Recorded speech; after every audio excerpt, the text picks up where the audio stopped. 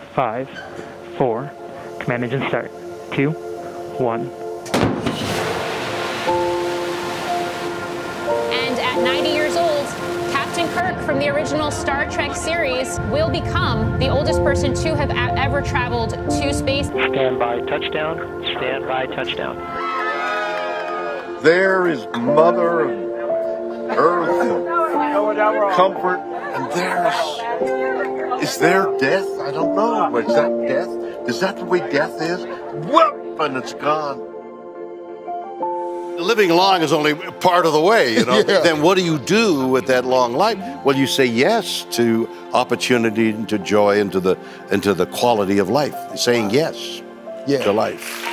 You have your own set of experiences, totally different from mine. Right. So I can't advise you. I can only say, this is what I did when faced with these circumstances. If it resonates with you, absolutely, may work, but I can't lecture you. See, I think we're out here for a limited period of time of our life to see the glory of whatever it is you think the glory is, nature, God, thing. We're here to visualize, to see it.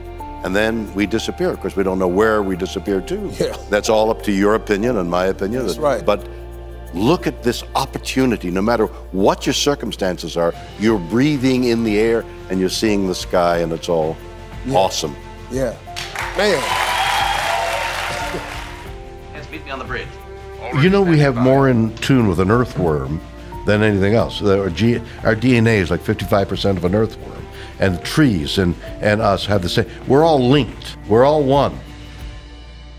I try to focus on the beauty of life, which is eggs and the mountains, the horses, love, dogs, tea, taste of orange, which I just had. The sensory and philosophical beauty of life. The connection that I know that all life has is something so profoundly moving that I think of it a lot. The connection that we all have. Slime, which has a manner of seeking life. Slime seeks life. Slime seeks life. Can you imagine? It kind of finds its way. And then you have orcas that think how to kill a shark. I mean, it's so beautiful. I try to focus on that.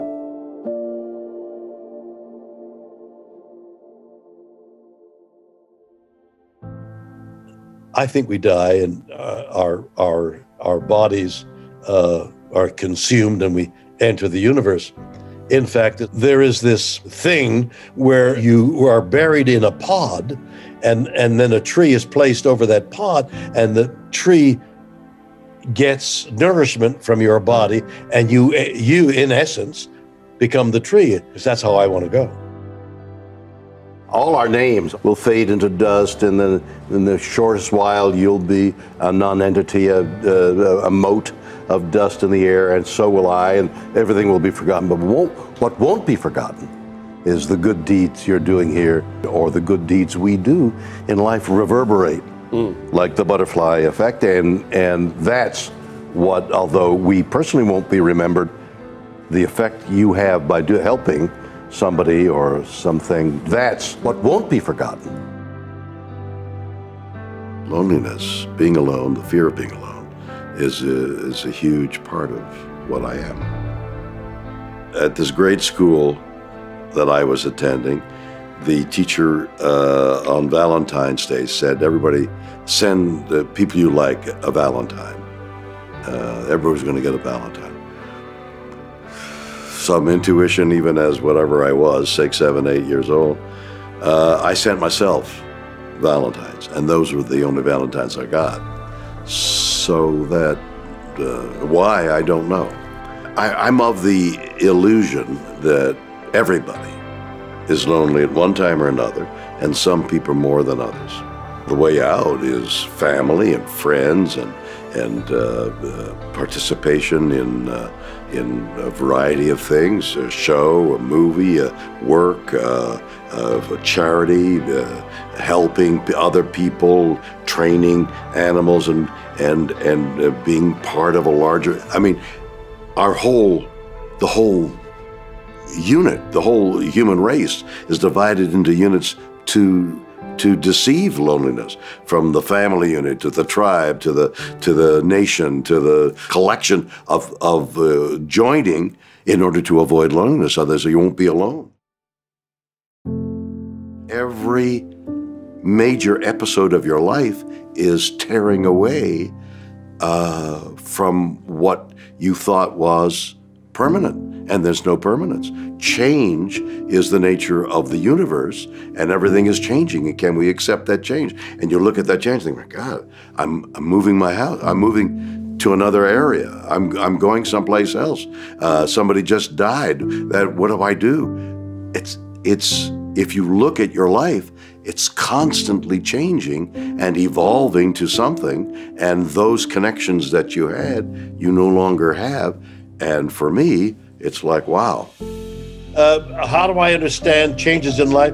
Because life is constantly changing. Change is the unit of existence everywhere. Change is constant. So changes in your life. Like you and I are no longer the same, having just asked that question and now I'm getting an answer. We're no longer the same. We're different. So those minute changes collect into massive changes in our life, and we got to go with them. So our life changes all the time, and if we realize that and go with those changes and not fight our fate, that's the good life, I think.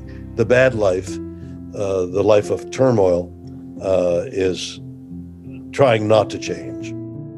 I think deep down we understand that we're born alone and we die alone. And that dying alone, as you get older, becomes more and more a subject of thought. What happens? And that's where I'm at. Is there something at the end of life? Is there more? Can you reach a communion with someone or something that voids the loneliness that we all feel? I don't know. I pose it as a question. If someone out there is watching this and feels lonely, what's your advice to them? Go into a bar and slap somebody on the shoulder. Just not you. Do something for somebody. That's my advice. That's what I would do. Do something for somebody else.